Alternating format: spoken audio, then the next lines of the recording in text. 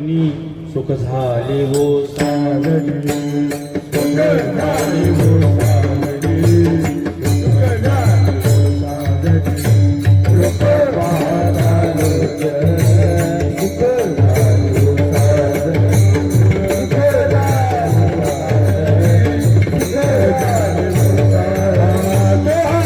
विठ्ठल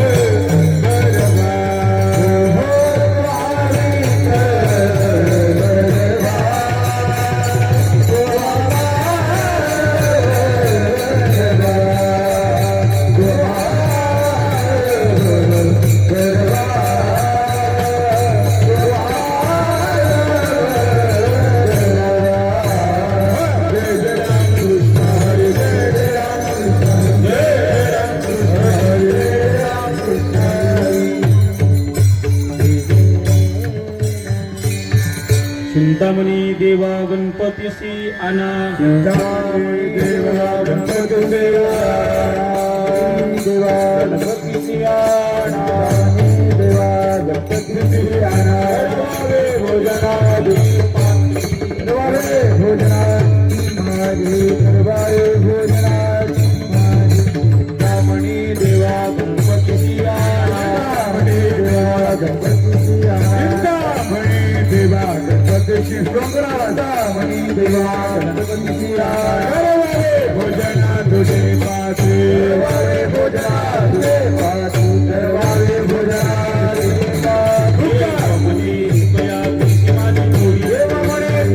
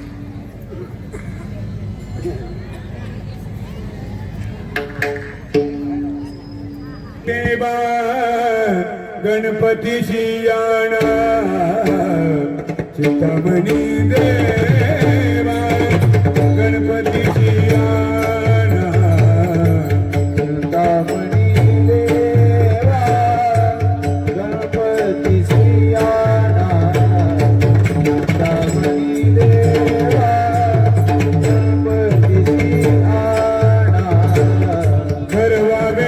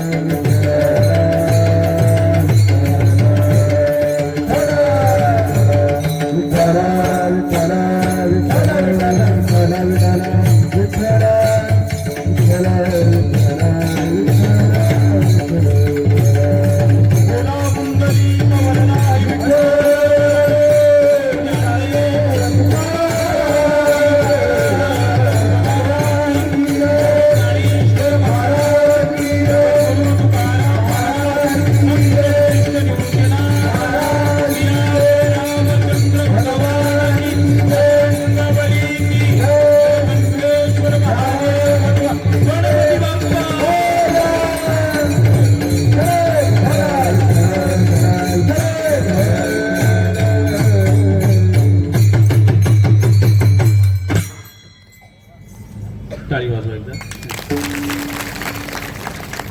चिंतामणी देवा गणपतीसी आना करवावे भोजना तुझी पात्री देव म्हणे तुकया एवढी कैशी थोडी अभिमाना भीतरी नागवलो विठ्ठल विठ्ठल.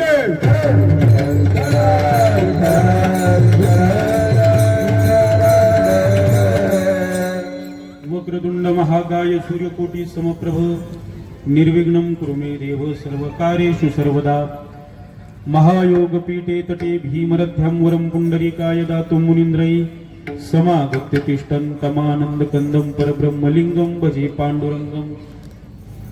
सम्पाद्य ज्ञानञ्च विदाय भक्तिं विलोकितो येन समाधिराजः वैराग्यवन्तं सुविचारयुक्तं नमामि जोगं शिरसा गुरुन्तं. ओंकार प्रदान रूप गणेशाचे ओंकार प्रदान रूप गणेशाचे ओंकार प्रदान रूप गणेशाचे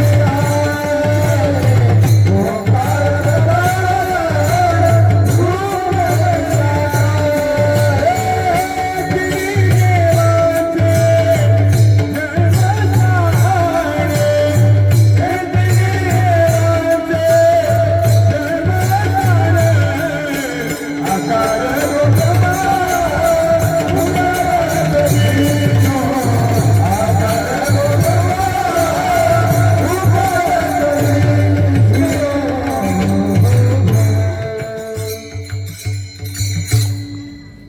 चिंतामणी देवा गणपतीसी आना करवावे भोजना तुझी पात्री देव म्हणे तुकया एवढी कैशी थोडी अभिमाना भीतरी नागवलो.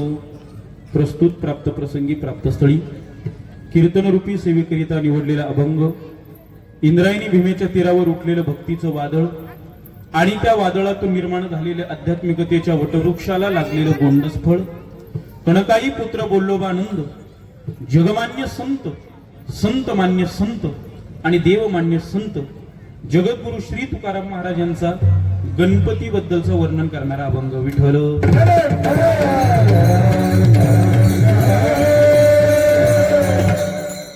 जगद्गुरु श्री तुकाराम महाराजां या अभंगातून आणि त्या काळी असलेले चिंचवड या ठिकाणी एक चिंतामणी देव नावाचे सद्ग्रस्त या दोघांबद्दल झालेला जो काही संवाद आहे त्या संवादामधून प्रसंगातून निर्माण झालेला आजचा अभंग आहे. हा अभंग तुमच्या सर्वांच्या सेवेकरिता कशा करता घेतला का घेतला ते मला वाटतं सर्वांना माहिती आहे. अभंगाची 2 मिनिटाची भूमिका सांगतो आणि मग मी पुढे वळतो. जगद्गुरु श्री तुकाराम महाराज आणि चिंचवड जे पुण्यामध्ये पिंपरी चिंचवड नावाचा भाग आहे तिथे एक चिंतामणी नावाचे देव होते.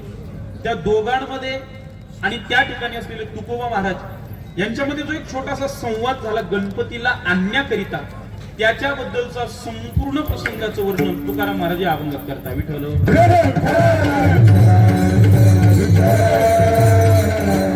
प्रभू श्री रामचंद्रांच्या पदस्पर्शाने पावन आणि पुनीत झालेला आपला नाशिक जिल्हा राजाधिराज छत्रपती शिवाजी महाराज यांच्या मावळ्यांच्या रक्तानं लाल झालेली माती जिच्यात आज आपण सर्वजण बसलेलो आहोत.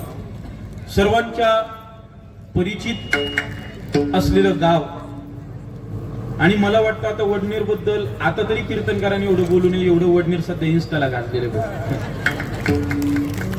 एक एवढ्यातला निकाल सगळ्यांना माहिती जो म्हणजे आम्ही सगळे महाराज मंडळी बऱ्यापैकी जेवढे इन्स्टाला आहे मधल्या काळात ते इन्स्टा खोललं का ते सारखं हॉटेल भाग्यश्री यायचं आज काही यावंच लागते. नंतर राजकारणाच्या बऱ्याचशा येते पण एवढं जर का बघितलं तर सगळीकडे वडनेरच्याच पोस्ट होतात.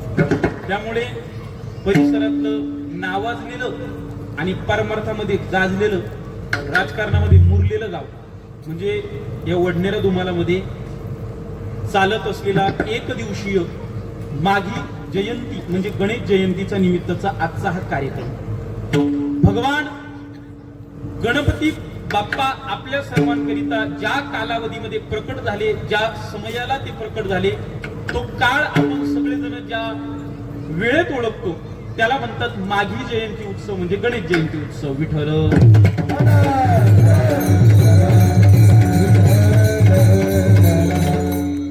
या निमित्ताने या ठिकाणी आपल्या गावचं जे काही तरुण वर्ग असेल, आपल्या गावचे पारमार्थिक मंडळी असतील, ही संपूर्ण मंडळी कीर्तनाचा उत्सव प्रतिवर्षी ठेवत असतात. तोच उत्सव या मंडळींनी याही वर्षी ठेवला. आमचे सर्व कीर्तनाकरिता उपस्थित दिग्गज गायक मंडळी, महाराष्ट्रातील ख्यातनाम गायक, हरिभक्तपरायण आमचे मार्गदर्शक रोहिदासजी महाराज मते असतील, सगळ्यांसाठी एकदा टाळ्या वाजवत चला, म्हणजे आपला वेळ वाजत चला. भाऊ असतील, त्यांच्या बाजूला असलेले आमचे हरिभक्तपरायण संदीपजी महाराज लोहकरे असतील, बाजूला असलेले आमचे तुकारामजी महाराज शिंदे असतील, त्यांच्या शेजारी असलेले माझे जिवलग सन्मित्र बालमित्र दीपकजी महाराज कोरजे असतील. हे संपूर्ण बाल टाळकरी ज्या तुपे महाराजांच्या संस्थेत तयार होत आहे आणि आपल्या परिसरात कीर्तनाच्या बाबतीत सगळ्यात मोठं नाव आमचे जिवलग मित्र ज्ञानेश्वर माऊली तुपे असतील, त्यांच्या बाजूला असलेले आमचे सूरजजी महाराज चौधरी, ही संपूर्ण बाल टाळकरी मंडळी, आमचे विनेकरी बाबा आणि गोड ज्यांनी अतिशय आता मृदंग आपण ज्यांचा ऐकला ते रवीजी महाराज बोराडे यांच्याकरता एकदा टाळ्या वाजवा. बाकी सगळं चंदर बाबा आमचे पिंपळगाववरतून आलेले, त्यांचं संपूर्ण भजनी मंडळ, आमचे सुधीर भाऊ असतील, सुयोग दादा असतील, जेवढे परिचित आहे त्या सर्वांच्या चरणी नतमस्तक होतो आणि मी माझ्या सेवेला सुरुवात करतो. विठ्ठल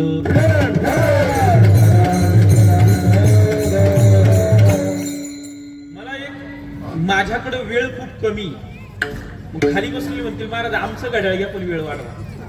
मला घड्याळ कुणाचं नकोय, तुमच्या घड्याळात जो टायमिंग आहे, माझ्या घड्याळात जो टायमिंग आहे, आपल्याला तेवढ्या कमी वेळात हे कीर्तन साजरं करायचंय. मला तेवढ्या वेळेत जेवढं गणपती बाप्पा सांगता येईल तेवढे मी सांगण्याचा प्रयत्न करतो. जास्त काळजी करू नका, मी जितू भाऊन त्यांना शब्द दिलेला आहे बरं का भाऊ. 8:45 पर्यंत आपल्याला हे सगळे लोक ताटावर ऍडमिट करायचे. 8:45 त्यांना म्हणलं तुमचे माणसं 8:45 पर्यंत ताटावर ऍडमिट करायची जबाबदारी आमची, फक्त तुम्ही सगळं नियोजन तिथं करून ठेवा. कारण आजच्या कीर्तनातच एक प्रमाणे वाढ वेळ झाला नाही, शिळे झाले अन्न. 3 नंबरचं प्रमाण, वाढ वेळ झाला शिळे झाले अन्न आणि तटस्थ ब्राह्मण. मग इथं ब्राह्मण नाही, आता आपल्याचे आहे. एक गोष्ट लक्षात घ्या, असू द्या भाव असा आहे, या संपूर्ण जगामध्ये माणूस जीवन जगत असताना एका छोट्याशा घटकावरती फिरत होता की हे देवा मला कष्ट कमी काळात करायचे पण फळ मला जास्त पाहिजे. उत्तर द्या बरं का महिला वर्ग, तुमची संख्या जास्त आहे. काय म्हटलं माणूस, मला कष्ट कमी करायचे पण फळ जास्त पाहिजे, याच्यासाठी काय करू. मग आम्हाला वेदानं एक वाक्य सांगितलं, कलौ चंडी विनायको. ज्या माणसाला कमी काळामध्ये अधिक फळ पाहिजे त्या माणसानं जीवनामध्ये 2 देवतेंची आराधना करायची. कली या शब्दाचा, कलियुगामध्ये ज्या माणसाला कमी काळात अधिक फळ पाहिजे त्याने चंडी या शब्दाचा अर्थ होतो देवी आणि विनायक या शब्दाचा अर्थ होतो गणपती. ज्या माणसाला कमी काळामध्ये अधिक फळ पाहिजे त्याने देवीची आणि गणपतीची उपासना करायची. त्या माणसाला अतिशय कमी काळात कमी वेळेत चांगलं फळ देण्याची ताकद या देवतेची. विठ्ठल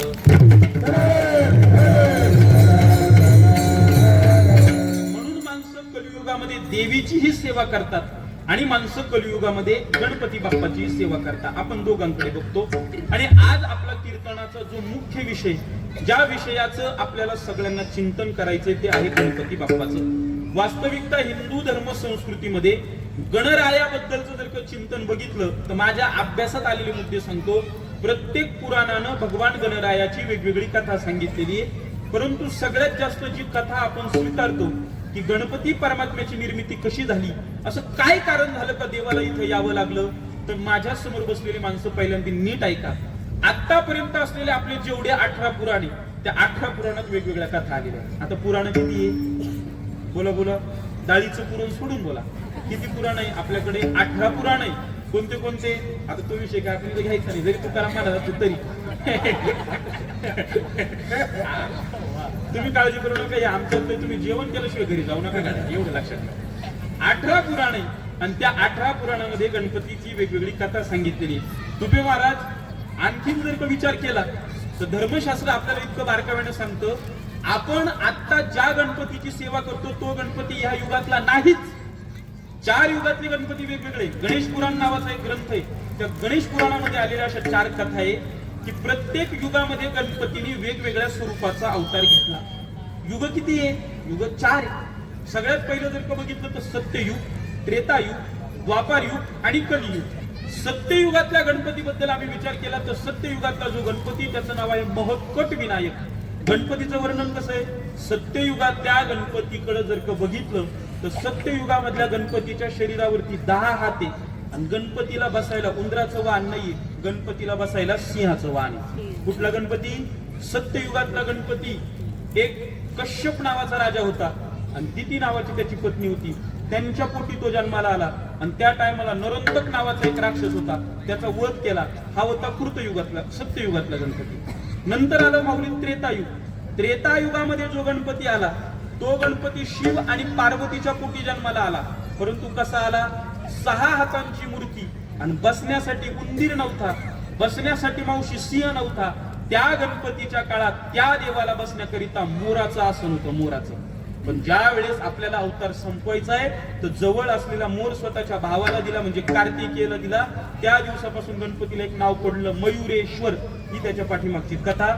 आणि त्यानंतर तिसरं जे युग आलं ज्याला आपण त्रेतायुग म्हणतो, त्या त्रेतायुगाबद्दलच्या गणपतीबद्दल असं सांगितलंय, त्रेतायुगातला गणपती हा 4 हातांचा होता आणि ज्या आसनावरती बसला, ज्या वाहनावरती बसला, त्या वाहनाचं नाव होतं उंदीर.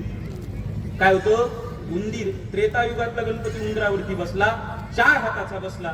मग आता आपलं जे चालू आहे ते कोणतं युग आहे? गांधीयुग नाही, मग कलियुग. कलियुगाच्या जवळचं कोणतं आहे? आता कलियुगात तर अजून गणपतीचा अवतार व्हायचा आहे भाऊ. कलियुगाचा गणपती हा 2 हातांचा आहे आणि कलियुगाचा गणपती ज्या वाहनावरती बसलेला आहे तो एक निळा घोडा आहे. निळा घोडा. कोणता घोडा आहे? निळा घोडा. पाव मी थोडा कमरी करगोटा तो नाही बरं का. निळा घोडा म्हणजे कसा? निळा घोडा आहे. त्या निळ्या घोड्यावरती गणपती बाप्पा कलियुगात बसणार आहे, पण तो अवतार आणखीन व्हायचा आहे. मग कलियुगातला अवतार व्हायचा आहे ना, मग आता आम्हाला गणपतीची सेवा करायची. मग आम्ही कोणत्या गणपतीची सेवा केली पाहिजे? तर कलियुगाच्या अगोदर जे युग झालं त्याचं नाव होतं त्रेतायुग. त्या युगातला गणपती 4 हाताचा आणि उंदरावरती बसलेला आमच्या जवळचा आहे, म्हणून आम्ही त्या गणपतीची सेवा करतो. विठ्ठल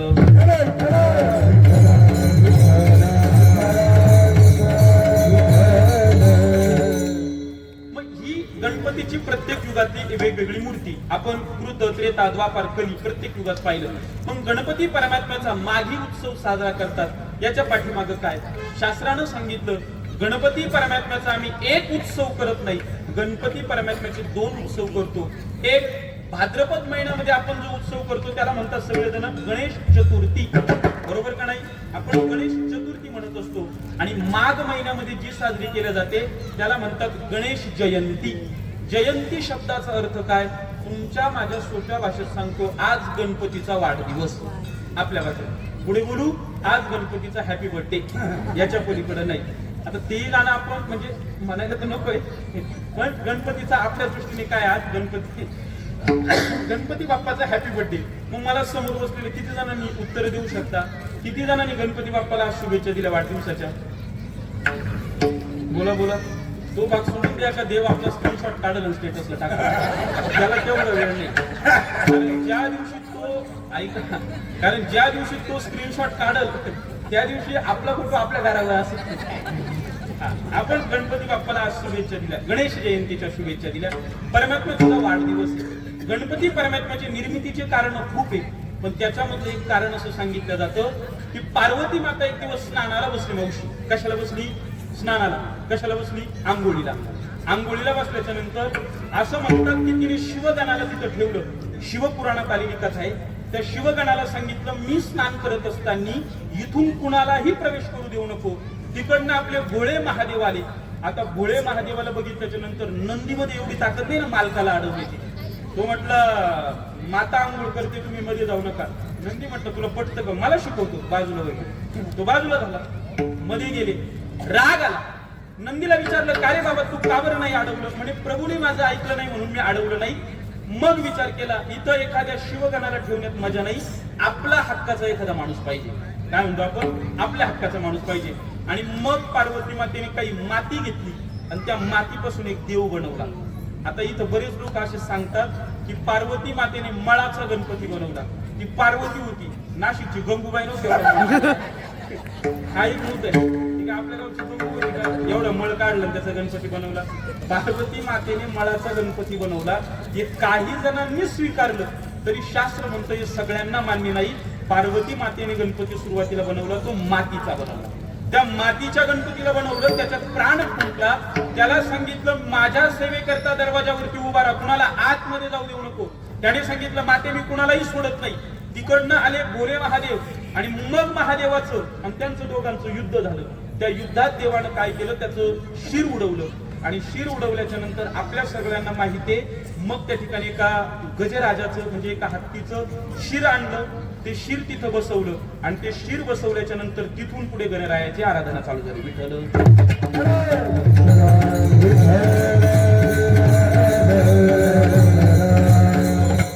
या पद्धतीने दोन गोष्टी झाल्या. पण काहो महाराज, आम्हाला गणरायाची सेवा करायची, आम्हाला गणरायाला प्राप्त करायचंय, आम्हाला गणपती बाप्पाला मिळवायचंय. मग असं आम्ही जीवनात काय केलं पाहिजे का गणपती बाप्पा आमच्यावरती खुश होतील? असं आम्ही काय केलं पाहिजे का गणराय आमच्यावरती कृपा करेल? समोर बसलेल्या भगिनी, समोर बसलेल्या महिला, समोर बसलेले पुरुष, सर्वांनी नीट ऐका. आपल्या घरामध्ये छोटासा पोरगा असतो, त्या पोराला आपण शाळेत पाठवतो, मुलगा अभ्यासही खूप करतो, पण अपेक्षित मार्क आई वडिलांना जसे लागतात तसे मिळत नाही. बोला बोला, मिळतात का? पोरांना अपेक्षित मार्क नाही मिळत. आई बापाला वाईट वाटतं. मौली मी स्वतः ज्यावेळेस शाळेवरती कामाला होतो शिक्षक म्हणून, त्यावेळेस मी बघितलं आई बापांना इतकं टेन्शन होतं. म्हणजे ती बाई माझ्याकडे रिझल्ट घेऊन आली, म्हणजे सर याला मार्क खूप कमी पडले. मौली मी मार्क चेक केले, त्याला 90% पडले होते. 90% पडून आई काय म्हणत होती, मार्क कमी पडले. म्हटलं तुम्ही माझी तक्रार करणार नसत, एक वाक्य बोलू का? म्हणे बोला ना. म्हटलं तुमचे तुमच्या नवऱ्याचे जरी मार्क मिळवले तरी एवढे भरणार, तेवढे त्या बिचाऱ्या एकट्याने एवढे मार्क पाडले. अहो खरंय, आई वडिलांचे मिळून जरी मार्काचा प्रयत्न केला तरी भरती नाही, एवढे पुरं पाडतात. तरी त्यांना अपेक्षा आहे त्याने जास्त करावं. काय केलं पाहिजे? मग आपण त्या देवतेला पकडून त्या देवतेची जर का सेवा केली तर आपल्याला त्या ठिकाणी तो फायदा होत असतो. मग माणसाने बुद्धीची देवता, जिचं नाव आहे गणराज, त्या गणरायाची आराधना केली तर ती गणराय आपल्या बुद्धीवरती कृपा करते आणि तुम्ही लिहिलेलं वाचलेलं तुमच्यात लक्षात ठेवण्यासाठी ती कृपा करते. धर्मशास्त्र असं सांगतं, ज्या माणसाला गणपतीची सेवा करायची त्याने काय केलं पाहिजे एकदा सांगतो. भजन करा विठ्ठल.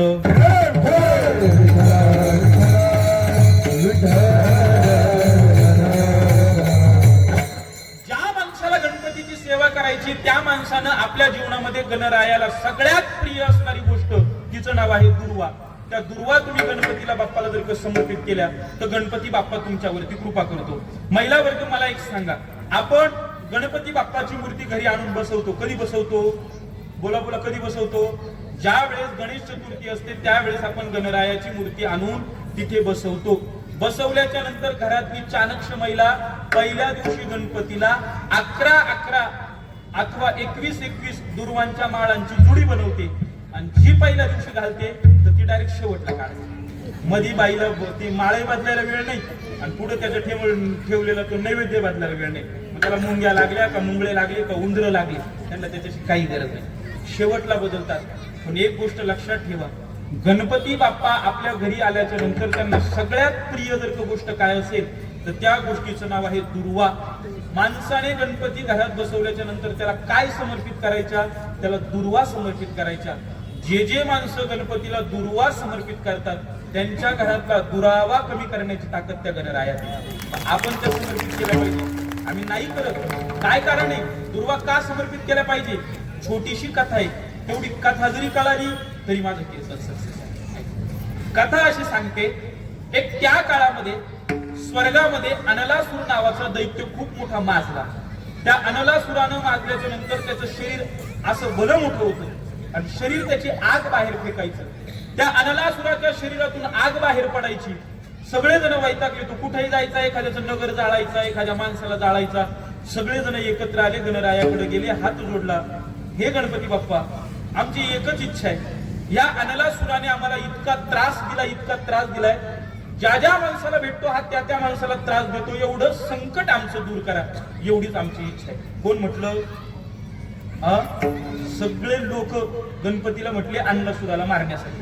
तुम्ही याला तेवढं मारा, हा आग फेकतो आग. ठीक आहे म्हणे, काही अडचण नाही, करतो म्हणे मी. मग गणपती बाप्पा अनलासुराकडे गेले, उंदरावरती बसून गेले.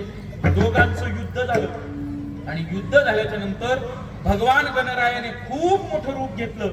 अनलासुर असा उचलला आणि डायरेक्ट गिळून घेतला. जसा आपण बटाटवडा खातो तसा तो जसा तिथं गिळून घेतला, जसा तो आतमध्ये टाकला.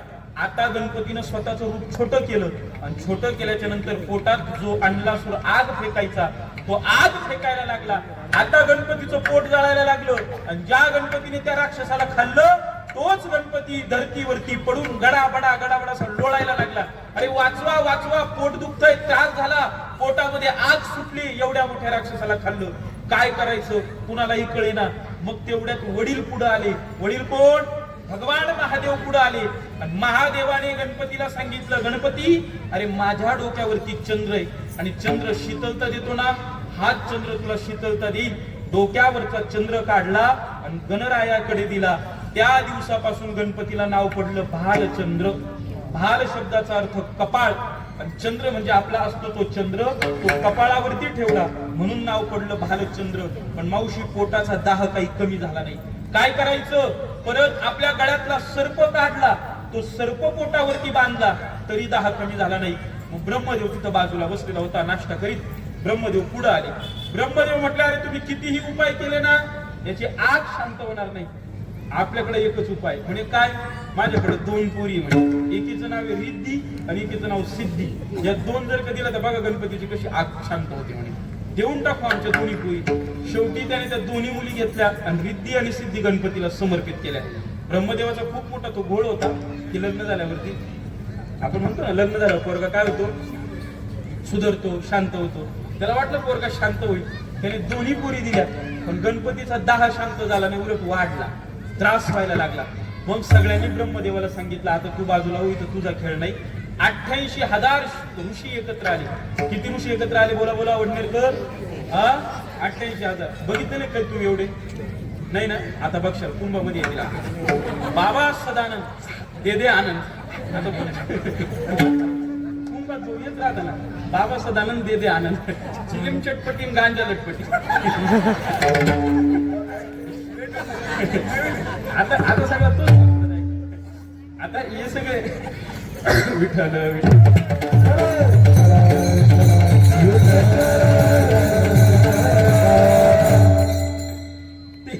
ते बाबा सदानंद दे आनंद संप्रदायाचे साधू नव्हते. 88,000 साधू एकत्र आले.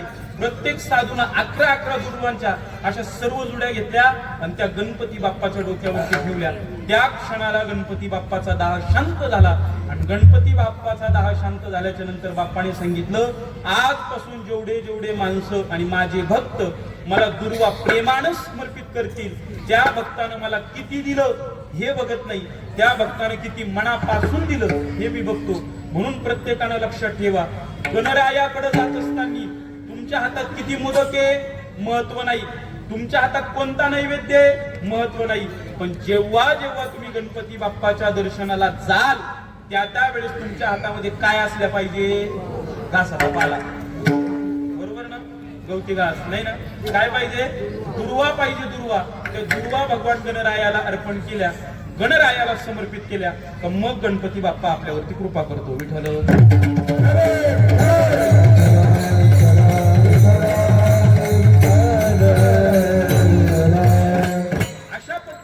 बघितलं तर गणपती बाप्पा ही आमची उपासना देवता आहे. त्या देवतेची आम्ही सर्वजण उपासना करतो. आम्हाला त्या देवतेमुळे बुद्धी प्राप्त होते.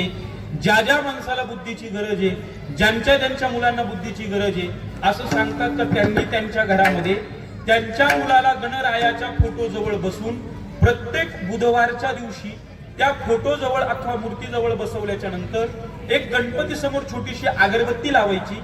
गणपती जवळ थोडासा खडी साखरेचा, थोडासा शेंगदाण्याचा प्रसाद ठेवायचा, एक अगरबत्ती लावायची.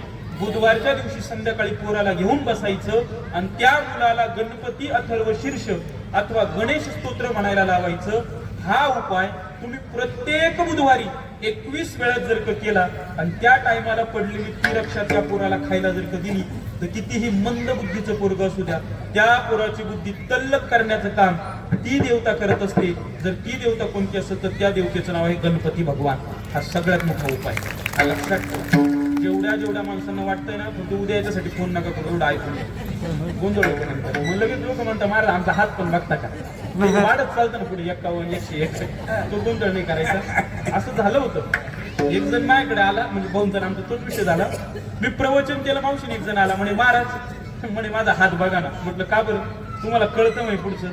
म्हटलं मला खूप कळतं पण एवढा घाण हात आतापर्यंत कधीच बघितला नव्हता. पहिला हात धुवून आण, कारण त्याने एवढी तंबाखू खायला होती ना त्याच्या रेषा सुद्धा पुण्यात गायब झालेल्या होत्या. काहीच अवघड असतं, भयंकर परिस्थिती असते. भाव असा आहे, तुम्ही एवढी आराधना करा, एवढी उपासना करा, ती गोष्ट भगवान गणराय तुमच्यावरती कृपा करतो. म्हणून भगवान गणपतीला बुद्धीची देवता म्हणतात. कशाची देवता म्हणतात? बुद्धीची. महिलावर्ग चिल्लरला जर का आवडता आलं तर बघा, कोणी कार्यकर्ते असेल ना, काय होतं, मोठा आवाज करत नाही पण चिल्लर गप बसत नाही, असा विषय. तुमच्याकडे पोरं जास्त झाले का? झाले असेल तर आमच्याकडे पाठवा, आमच्याकडे कमी. तेवढे उचला ते, म्हणजे बाजूला ठेवा.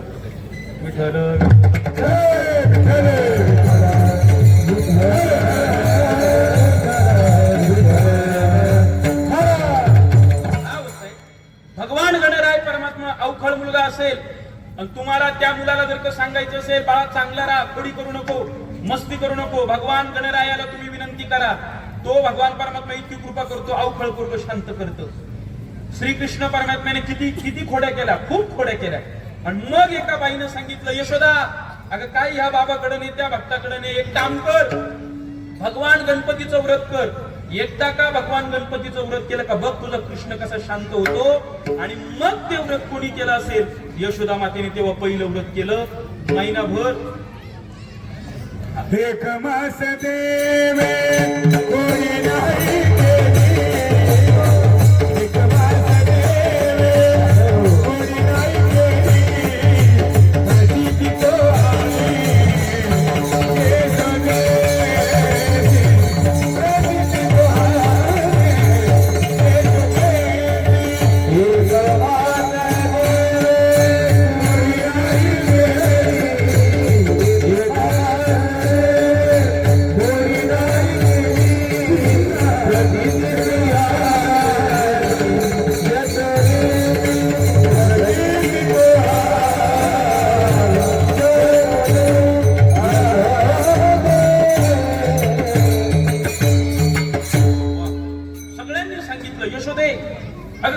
बाबाकडे जाते, काय त्या भक्ताकडे जाते, गणपतीची आराधना कर, बघ तुझं पोरग कसं नीट होते. तिने सांगितलं, हे गणपती बाप्पा, माझ्या पोरानं जर का खोड्या नाही केल्या, तुला भलं मोठी मी मोदकाचं ताट वाढी. देवानं 1 महिना खोड्या नाही केल्या, ऐकलं, आणि त्याचा परिणाम असा झाला की त्या ठिकाणी तिने मोदकाचा नैवेद्य समर्पित केला. पुढचा कथाभाग आपल्यासाठी महत्वाचा नसला तरी एवढं चरित्र महत्वाचं आहे का भगवान गणरायाला केलेली एखादी मागणी, भगवान गणरायाला केलेली विनंती, तो देव आपल्यासाठी पूर्ण करतो. म्हणून प्रत्येक माणसानं जीवनात गणपतीची आराधना करायची. तीच आराधना वारकरी संप्रदायाने केली, तीच आराधना साधू संतांनी केली, आणि तीच आराधना सगळ्या समाजाने केली. भगवान गणरायाला सांगितलं की प्रत्येक कार्यामध्ये ज्या ज्या माणसाला काम करायचंय तो माणूस जोपर्यंत तुमची आराधना करत नाही, तुमचं नाव घेत नाही, तोपर्यंत ते कार्य पूर्ण होत नाही. म्हणून आपण गणपतीची आरती म्हणत असताना काय म्हणतो? सुख करता दुःख हरता वार्ता विघ्नाची नुरवी पूर्वी प्रेम कृपा दयाची. हे गणपती बाप्पा, माझ्या जीवनात सुख येऊ दे, माझ्या जीवनातलं दुःख जाऊ दे. आणि मग पुढे म्हणतात वार्ता विघ्नाची नुरवी, म्हणजे विघ्नाची वार्ता येऊ देऊ नको, असा त्याच्या पाठीमागचा सगळा भाव आहे. पण आम्ही काय केलं माहिती का, सगळ्यात मोठा अत्याचार त्या आरती होती. सुख करता दुःख हरता वार्ता विघ्नाची, आणि मग आम्ही पुढे ते घुसतो. आणि काही काहींचा गणपती तर फळीवर वंदन, ते काय फळीवर गणपती नाही, तो फणीवर वंदन आहे. काही डायरेक्ट काय केलं, फळीवर वंदन आहे. आता ही कोणती वंदना फळीवर बसली, कळणं गरजेचं आहे ना. किंवा म्हणजे त्या आरतीचं आपण विद्रुपी करून टाकलं. सगळ्यात मोठ्या आरतीचं विद्रुपीकरण गणपती बाप्पाचं झालेलं बघा. सगळ्यात मोठं काय, कोण बोलेल, कोण कसं बोलेल, काही सांगता येत नाही. गणपतीची आरती शुद्ध म्हटली पाहिजे, गणपतीची आराधना केली पाहिजे. गणपती परमात्मा आपल्यावरती कृपा करतात. त्याच निमित्ताने वारकरी संप्रदायाने जगद्गुरु तुकाराम महाराजांनी ज्या गणरायाचं आपल्याला चिंतन करायला लावलं, त्याचा या करता सेवेकरता निवडलेला अभंग विठ्ठल.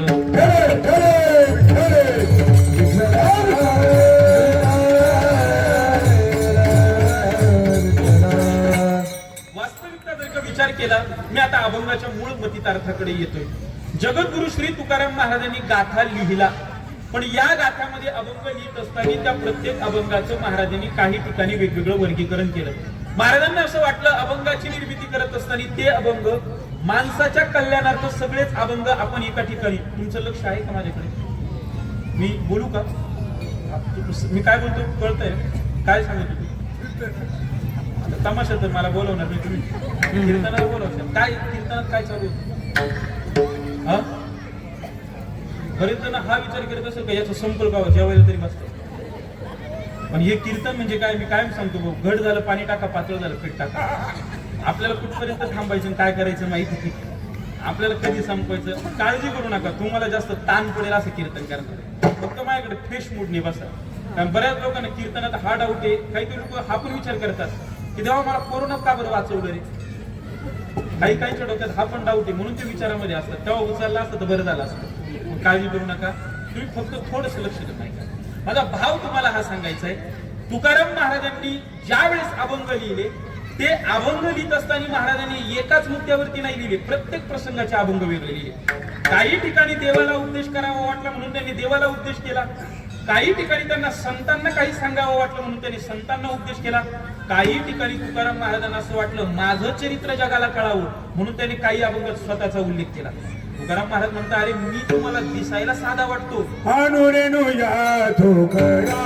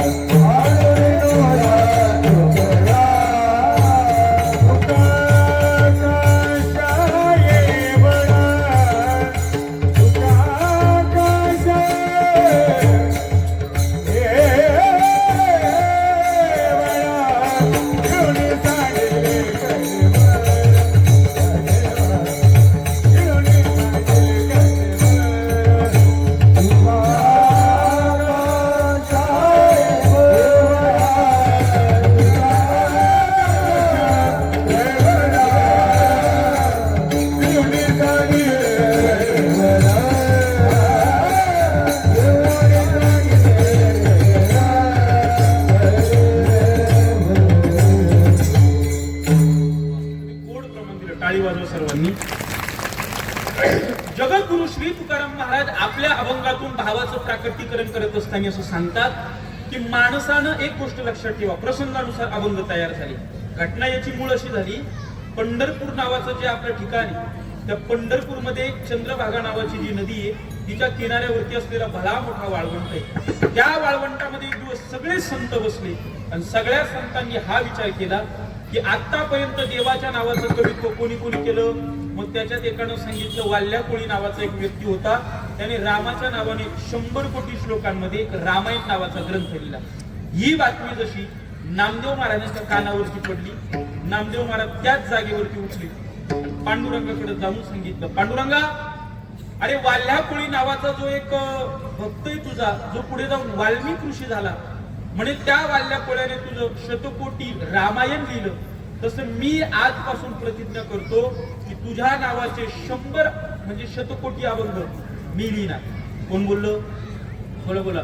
नामदेव महाराज देवाजवळ जाऊन बोलले. देव म्हटला नामा अरे त्या टायमाची आयुष्याची मर्यादा आणि आताच्या आयुष्याची मर्यादा फरक आहे. तेव्हा माणसाला आयुष्य जास्त होतं, आता माणसाला जास्त आयुष्य नाही. किती आयुष्य आहे? अल्प आयुष्य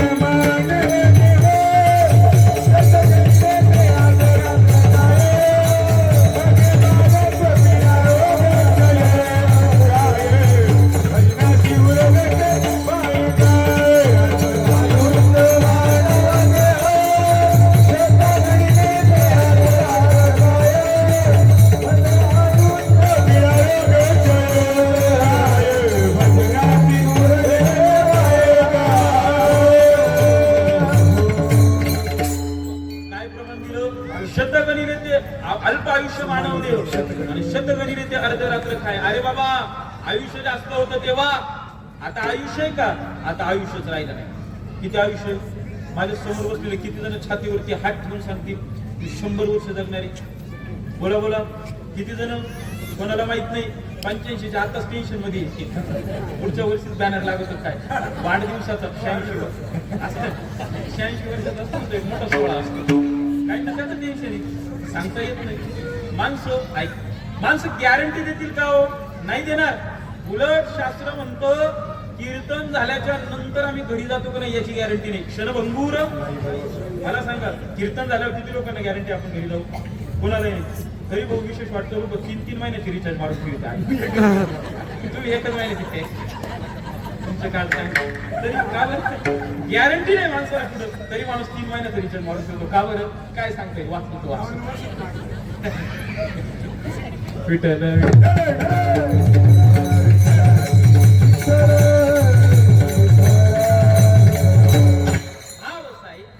ज्या वेळेस तू ती प्रतिज्ञा केली, अरे नामा प्रतिज्ञा करायला नव्हती लागत, तेव्हा का बरं प्रतिज्ञा नव्हती करायला लागत?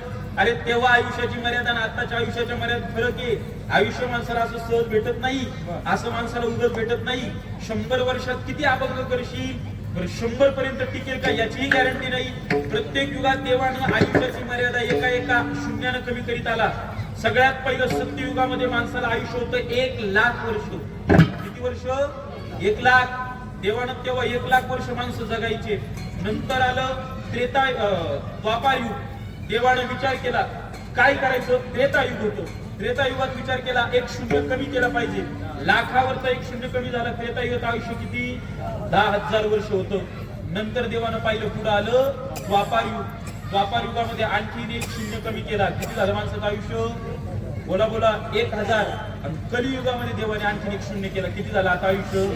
100. फक्त देवाला विनंती अजून 1 शून्य कमी करू नको, नाही तर जन्म आणि वर्ष श्राद्ध एकाच दिवस राहील. बेकार परिस्थिती. काय करणार? बरोबर आहे भाऊ. 1 शून्य नंतर कमी झाल्यावर माणसाला या आयुष्य देवाने, तुम्हाला काय वाटतं? भारतात आपण जन्माला आलो ही सगळ्यात मोठी मौलिक भावना आहे. या भारतात कोणी जन्माला येत नाही. या भारताबद्दल महाराजांनी असं सांगितलं, ज्या माणसाच्या जीवनामध्ये काहीतरी परम भाग्य तोच माणूस इथं जन्माला येतो, अन्यथा येत नाही. भरत खंडे नरदी प्राप्ती येतो परम भाग्याची संपत्ती. भारतामध्ये भाऊ त्याच माणसाचा जन्म होतो ज्याचं परम भाग्य अन्यथा होत नाही. आम्हाला गुरुवर्य शिंदे माऊलीने पाठाटे दृष्टांत सांगितलं होतं. त्यात नैमित्तिक कीर्तनात असंच एक गोड दृष्टांत सांगितला. भारत देश कसा निर्माण झाला, लोक कशी निर्माण झाली. काय झालं भाऊ? देव सुरुवातीला विचार केला देवाने, चला माणसं तयार करू. माणसांच्या भट्ट्या लावू. भट्ट्या. आता देवाला काय पावाची भट्टी वीटभट्टी माहित नव्हतं. त्याला वाटतं माणसांची भट्टी लावू. देवानं माणसं निर्माण करण्यासाठी मावशी भली मोठी भट्टी लावली आणि त्या भट्टीमध्ये देवाने सगळे माणसं टाकले. आता हे माणसं देवाने भट्टीत टाकल्याच्या नंतर भट्टीचा काही अंदाज आला नाही आणि ती भट्टी खोलली 2 दिवसांनी. ज्या वेळेस बाबा ती भट्टी 2 दिवसांनी खोलली तर सगळे माणसं असे जळेल काळे कुळकुळीत सगळे बाहेर निघाले. देवाने विचार केला मी पहिलीच भट्टी लावली, केली गेली. आता हे इथं एवढे काळे झाले तर हे खाली जाऊन काय करतील? मग यापेक्षा यांना चांगल्या ठिकाणी टाकता कुठेतरी दुसरीकडे टाकलं पाहिजे. देवानं ते सगळे उचलले सुधीर भाऊ आणि वेस्ट इंडिजला टाकून दिले. तुम्ही तिकडच जाऊ नये तेवढं कामाची काय सगळे दिले वेस्ट इंडिजला टाकून. मग आता आपल्या मराठीत एक म्हण, दुधाने तोंड पोळलं का माणूस ताक फुकून पितो.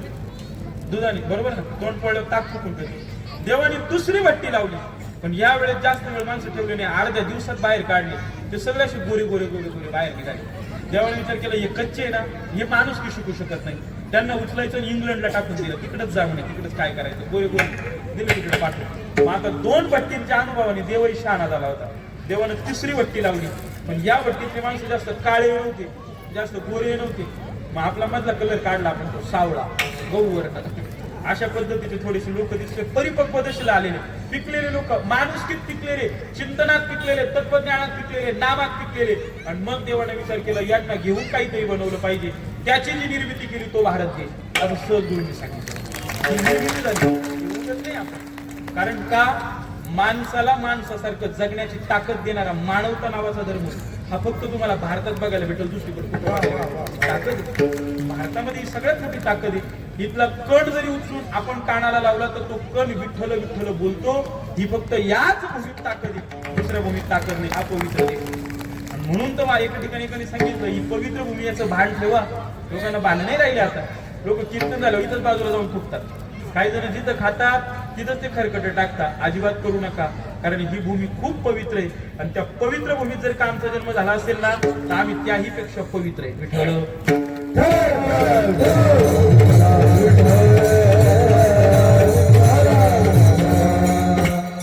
विषयांतर आणखी न करता मी तुम्हाला माझ्या मुख्य गावाकडे नेतो. नामदेवा, तू अभंगाची शपथ प्रतिज्ञा करायला नव्हती लागत. पण ठीक आहे, तू प्रतिज्ञा केली ना, चल तुझे शतकोटी अभंग पूर्ण करू. मग सरस्वती मातेला बोलवलं आणि सरस्वतीला मातेला सांगितलं, माते आता तू जिभेवरती बसायचं आणि अभंग लिहायला सुरुवात करायची. सरस्वती माता अभंग लिहायला बसली, नामदेव महाराज बसले, पण अभंग काही पूर्ण होईना.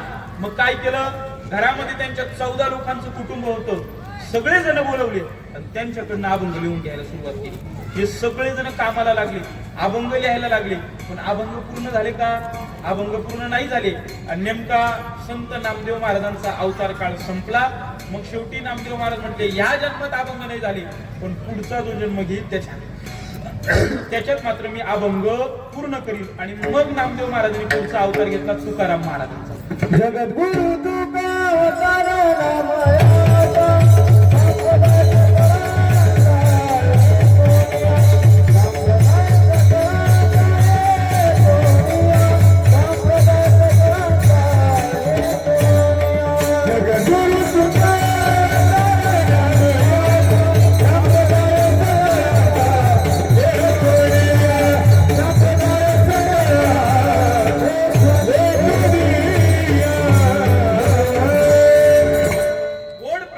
जगद्गुरु तुका अवतार नामयाचा संप्रदाय सकळांचा येथोनिया.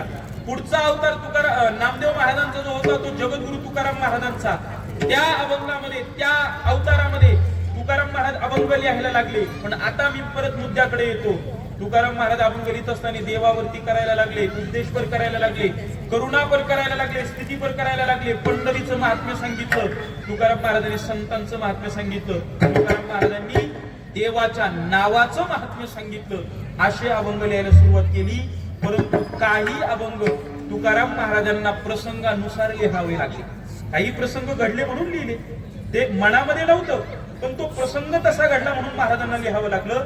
ज्या दिवशी तुकाराम महाराज भजन करण्याकरता एक दिवस डोंगरावरती गेले, काही माणसांनी विचार केला का ह्या तुकाराम महाराजांचं वैराग्य ढाळलं पाहिजे, म्हणून त्यांनी गावातल्या एका स्त्रीला चांगलं नटवलं आणि तुकाराम महाराजांकडे पाठवलं.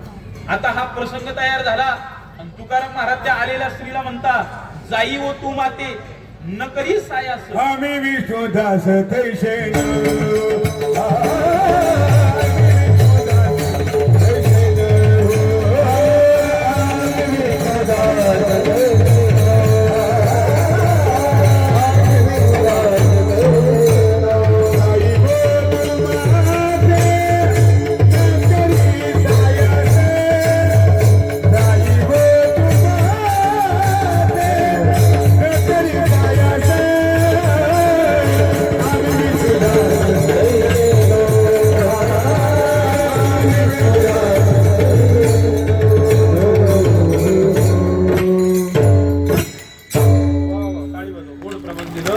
महाराज म्हणतात, जाई हो तू माते न करी सायास, आम्ही विष्णुदास तैसे नव्हे.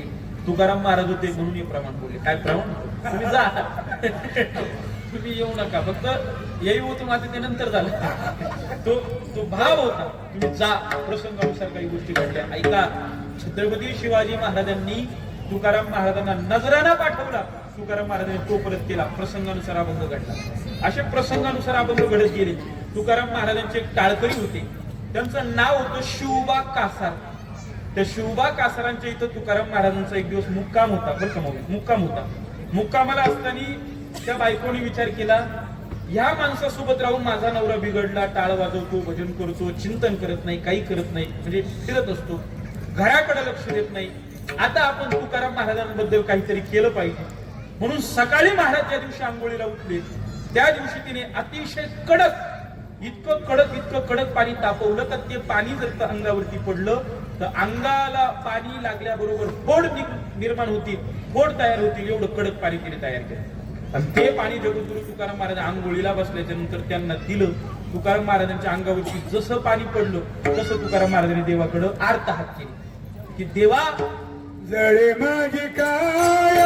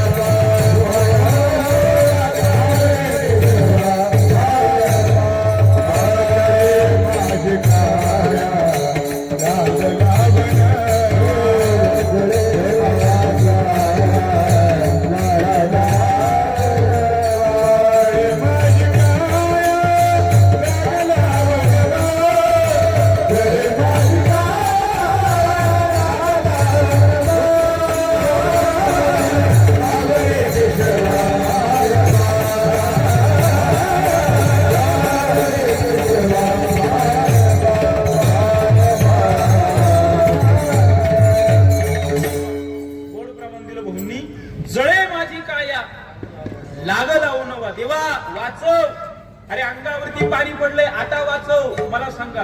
हा अभंग तुकाराम महाराजांनी विचार केला होता का मी लिहिणारे? अजिबात नाही. प्रसंग घडला, अभंग निर्माण करावा लागला. काही प्रसंग घडले, मग तुकाराम महाराजांना अभंग बनवावे लागले. तसा आज सेवेकरता, आज कीर्तनाकरिता जो अभंग घेतलाय, हा अभंग तुकाराम महाराजांनी एक प्रसंग घडला म्हणून या ठिकाणी तो अभंग, त्या अभंगाची निर्मिती झाली. असा काय प्रसंग घडला? तर ते गणरायाचं, त्या मोरया गोसावींचं, चिंतामण देवाचं एक छोटस उदाहरण सांगितलं जातं. तेवढं उदाहरण ऐकलं, एवढा प्रसंग कळाला की त्या ठिकाणी मी माझी कीर्तन रूपी सेवा आटवायला मोकळा. नीट लक्ष देऊन ऐका. तत्पूर्वी सगळ्यांनी भजन करा. विठ्ठल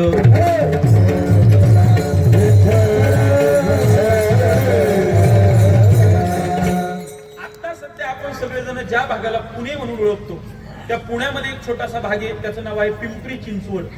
त्या चिंचवडमध्ये एक चिंतामण देव नावाचे सगळ्यात मोठे गणपतीचे भक्त होऊन गेले. त्या चिंतामण देवाचा अधिकार इतका मोठा, त्या चिंतामण देवाचा अधिकार इतका मोठा गणरायाच्या भक्तीत, का भगवान गणराय परमात्मा त्यांच्या स्वप्नात यायचे, भगवान परमात्मा त्यांच्याशी बोलायचे, एवढा अधिकार त्या चिंतामणी देवाचा. आणि त्यावेळेस त्यांनी विचार केला का मला जर का गणराय प्रसन्न आहे, माझं जर का गणपती बाप्पा ऐकतो ना, तर मग मी गणरायाचा उत्सव केला पाहिजे.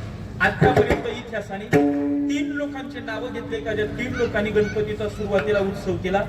सगळ्यात पहिलं नाव येतं चिंचवडचे चिंतामणी देव, ज्यांनी गणपतीचा पहिला उत्सव केला. त्याच्यानंतर इंग्रजांच्या काळामध्ये या भारतामध्ये भाऊसाहेब रंगारी नावाचे एक गृहस्थ होऊन गेले, तर ज्यांनी पहिला गणपती उत्सव आपल्या संपूर्ण भारताच्या पाठीवरती तयार केला. आणि ती प्रेरणा घेऊन नंतरच्या काळामध्ये आपल्या सर्वांना माहिती आहे का लोकमान्य टिळकांनी गणरायाचा उत्सव, गणेश चतुर्थीचा उत्सव निर्माण केला. त्याच्या पाठीमागे मोठी भावना होती, लोकांनी एकत्र येऊन एकमेकांचे विचार वगैरे. तो खूप मोठा भाग आहे, आपल्याला शाळेमध्ये शिक्षकांनी शिकवला, तो इथं सोडून द्या. या पद्धतीने ते सगळे विचार झाले आणि या पद्धतीने विचार केला चिंतामणी देवाने, मला एवढा मोठा उत्सव करायचा आहे. माझ्या उत्सवामध्ये सगळे येतात, सगळे लोक येतात, पण माझ्या गणपतीच्या उत्सवामध्ये वारकरी संप्रदायाचं मात्र कोणी येत नाही. वारकरी संप्रदायाचं या उत्सवाला कोणीतरी आलं पाहिजे. म्हणून त्या टायमाला चिंतामणी देवांना कळालं की जवळ असलेलं देहू नावाचं गाव आहे, त्या देहू नावाच्या गावामध्ये संत तुकाराम नावाचे खूप मोठे संत आहे. ते संत जर या उत्सवाला आले तर या उत्सवाचं सगळ्यात मोठं रूप तयार होईल. ते आले म्हणजे वारकरी संप्रदाय तिथे. काय बोलतोय कळतंय? उत्सव खूप मोठा आहे, सगळे लोक येतात, पण संप्रदायाचं कोणी येत नाही. म्हणून वारकरी संप्रदायाचं कोणीतरी पाहिजे. हा विचार चिंतामणी देवांनी तेव्हा केला. चिंचवडवरतून शिष्यांना घेतलं, देहूला तुकोबांकडे गेले, हात जोडला, विनंती केली, महाराज मी गणपतीचा खूप मोठा उत्सव करतो, माझ्याकडे सगळे लोक येतात, पण माझी एकच इच्छा आहे, वारकरी संप्रदायातर्फे तुम्ही आमच्या उत्सवाला यावं, आमच्या उत्सवाला येऊन भेट द्यावी. तुम्ही याल का आमच्या उत्सवाला? तुकाराम महाराज म्हटले आम्ही वारकरी माणसं, आम्हाला कोणी निमंत्रण दिलं तर आम्ही गेलं पाहिजे. कुठलं भाकर असले काय, मुलांचा असले काय, निमंत्रण येणं महत्वाचं असतं माऊली, डायरेक्ट जाता येत नाही. या दोन्हीपैकी जे असत त्याला आम्ही गेलं पाहिजे. तुम्ही फक्त मला बोलवा, मी 100% तिथे येतो. गेले महाराज. सगळ्यांनी नीट प्रसंग ऐका, हा अभंग का निर्माण झाला, अशी कोणती घटना घडली. तुकाराम महाराज तिथे गेले आणि गेल्याच्या नंतर तुकाराम महाराजांनी बघितलं जे चिंतामणी देव होते ना, त्यांच्या ठिकाणी गणपती बाप्पाची इतकी भक्ती होती, परंतु त्यांच्या अंतकरणामध्ये भाऊ अभिमान झालेला होता. आणि साधू संतांना एवढा जरी अभिमान झाला तरी सहन होत नसतो. मेरू तो समान भारत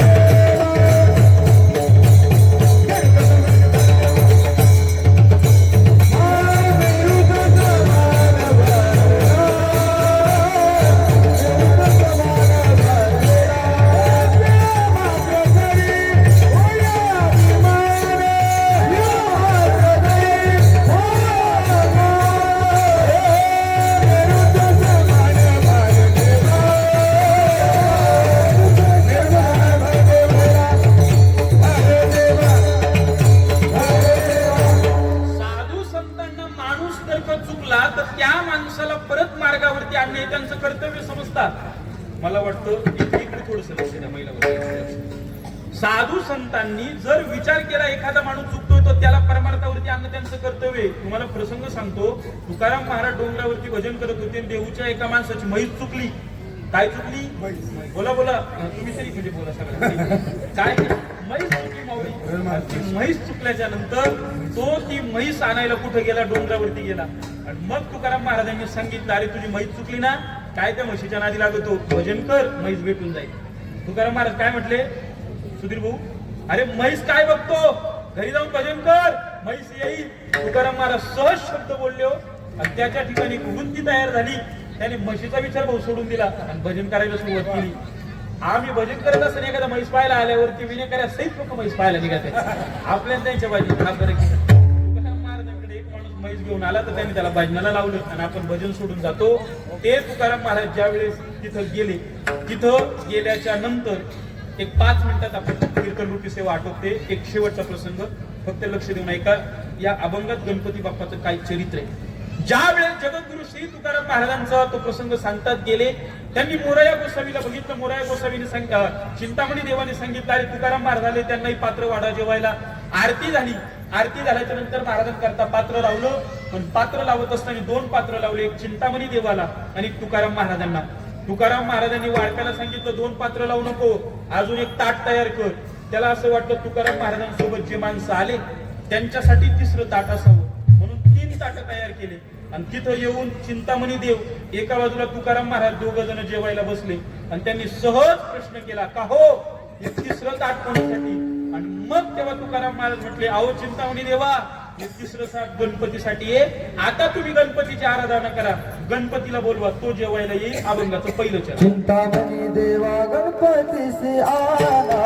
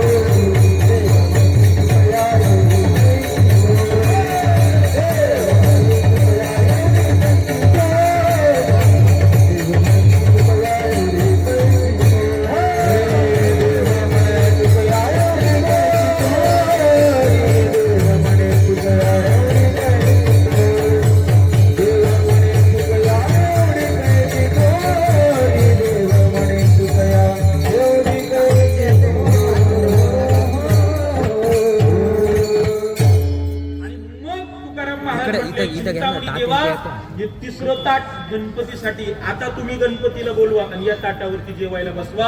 चिंतामणी देवा गणपतीशी आणा, तुम्ही गणपतीला बोलवा. मग ते म्हणता आमचा एवढा अधिकार नाही की आम्ही गणपतीला बोलवू, पण आपला अधिकार कीर्तनाला सगळेजण ऐका. आपल्याला 1 मिनिटात गणरायाचं भजन घ्यायचंय, विठोबा घेऊन कीर्तन रूपी सेवा थांबवायची. आम्ही जर का मनापासून गणपतीची आराधना केली, आम्ही मनापासून गणपतीचं चिंतन केलं, तर नक्की एक दिवस आमच्या घरात गणपती आल्याशिवाय राहणार नाही. महाराज म्हणताय, रामाला बोलवलं तर राम घरी येतो. ऐसा कर घर आवे राम, और धंदा सब छोडई काम. मनापासून रामाचं नाव घेतलं तर राम घरात येतो. गणपती का बरं येणार नाही? गणपती घरी येईल, पण आमची भक्ती तशी पाहिजे आणि आमची श्रद्धा त्या गणपतीवरती पाहिजे. एकदा वारकरी संप्रदायाच्या नियमाप्रमाणे मोठ्या प्रेमानं पांडुरंगाचं भजन करू. सगळ्यांना विनंती, खूप समाज चांगला जमलेला आहे. सगळ्यांनी आपले हात वर करा, गोड भजन करायचे आपल्याला. हात वर, वा वा वा वा, वडनेरवाले हुशार आहे सगळे. करा हात वर, सुंदर, वा वा वा. सगळ्यांनी अतिशय मस्त एकदम हात वर करा. बाजूला उभी राहिली तुम्ही केले तरी चालेल, तुमच्या बाहेर पाहिजे. वा वा वा, अतिशय. आता रात्रभर असे ठेवा, आम्ही सकाळी येतो. करा हात गोड गोड. एक साथ सगळ्यांनी टाळी वाजवून देवाचं नामस्मरण करायचं. ऐका, त्या देवाला विनंती करा, हे देवा, आमच्या वडनेरमध्ये तू इथं राहतो, आमच्यावरती कृपा कर. हा गणेश जयंतीचा उत्सव जसा यावर्षी आनंदानं पार पडतोय, हा उत्सव पुढच्या वर्षी पार पडू दे. आम्ही जास्तीत जास्त संख्येने येऊ तुझं नाव आमच्या तोंडात राहू दे विठोबा.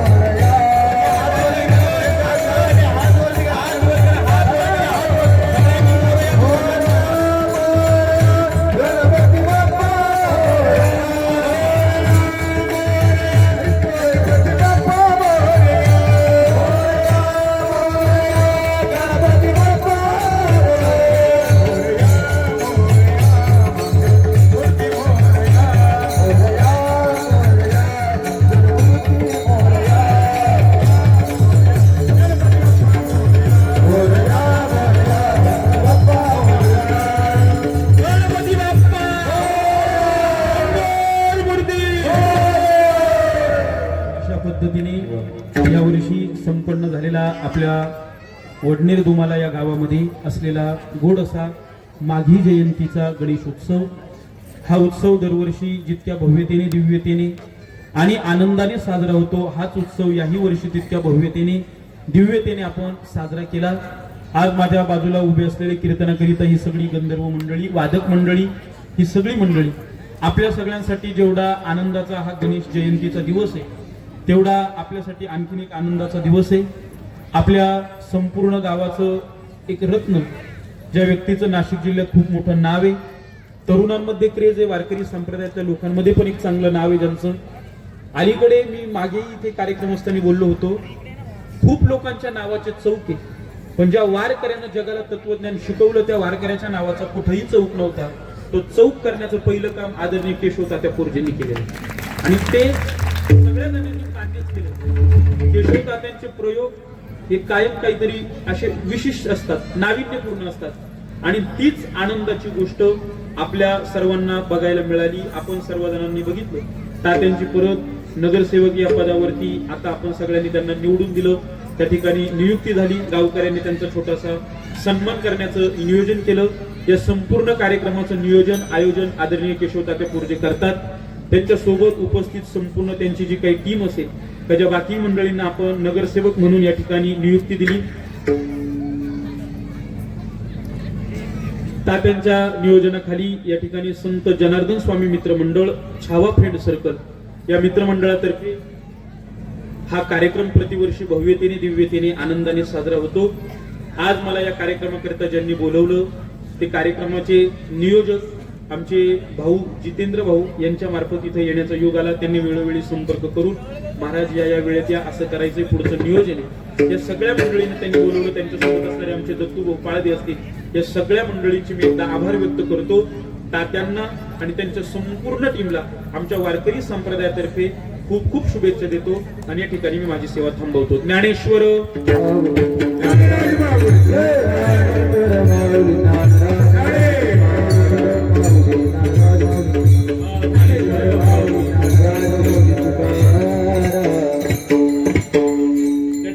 आपल्या घरात एक आपल्याला जड जातं, एवढे सांभाळायचे आणि एवढे वागवायचे. सगळेच कलाकार असतात आणि एवढ्या मुलांना आज आमचे माऊली घडवतात, वाढवतात, त्यांना धर्म शिकवतात. त्या माऊलींनी एक अतिशय आपल्या सर्वांकरता शास्त्रोक्त नर्मदा परिक्रमा यात्रा दिनांक 20 फेब्रुवारी 2026 रोजी त्यांची नर्मदा यात्रा जात आहे. बरेच माणसं 4000 किलोमीटरची ही परिक्रमा पायी करतात. 3 महिने, 3.5 महिने, 4 महिन्यात ती पूर्ण होती. पण काही माणसांना शरीराच्या प्रकृतीमुळे, शरीराच्या काही व्याधीमुळे पायी परिक्रमा करणं शक्य होत नाही. अशा व्यक्तींकरता आमचे ज्ञानेश्वर माऊली तुपे यांनी गाडीनं परिक्रमा केलेली सुरू केलेली आहे. तरी ज्या ज्या माणसांना या परिक्रमेला जायचं असेल त्यांनी कीर्तन झाल्याच्या नंतर माऊलींशी संपर्क करा, माऊलींना कॉन्टॅक्ट करा.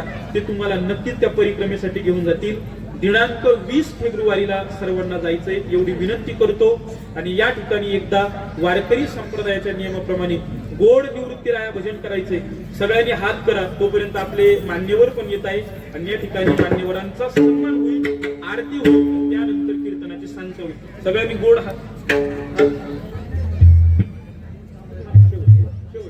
बरं आरती शेवट सन्मान होईल, जेवण होतील याची पुढची सूचना देतील.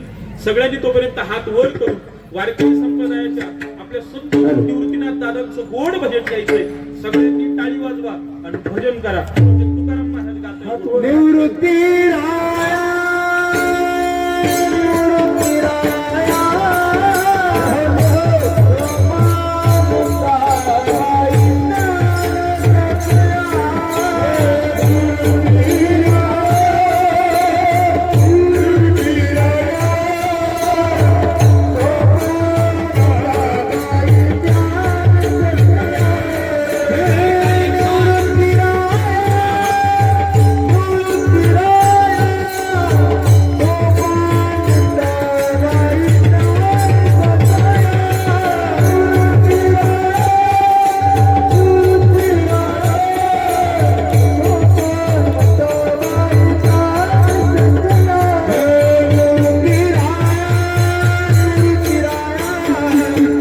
Come on,